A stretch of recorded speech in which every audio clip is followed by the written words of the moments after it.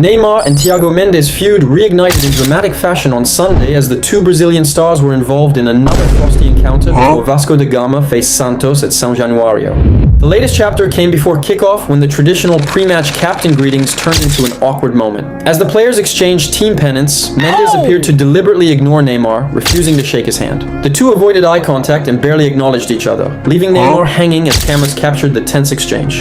The moment quickly went viral on social media. Neymar's official social media account responded with a lamenting emoji, while the atmosphere inside São Januário became even more hostile. Vasco supporters had already targeted Neymar before the match, with fans distributing masks showing the Santos superstar crying. The gesture was clearly designed to mock Neymar, adding another layer to an already heated rivalry. Neymar's close friend Jota Amancio also reacted to the incident, criticizing Mendes on social media. He referenced a famous story involving Ronaldinho and Zlatan Ibrahimovic, suggesting that true superstars tend to be relaxed and humble, while players with less status can sometimes carry bigger egos. But this tension did not begin in Brazil. The bad blood between Neymar and Mendes dates back to December 2020, when Paris Saint-Germain faced Lyon in Ligue 1. During that match, Mendes committed a dangerous scissor tackle on Neymar. The challenge left Neymar in tears and forced him to leave the pitch on a stretcher with a serious ankle injury. Mendes was initially shown a yellow card, but after a VAR review, the decision was upgraded to a red card. He was subsequently handed a 3-match suspension. Mendes later apologized publicly for the challenge, but the incident appeared to leave a lasting mark on their relationship.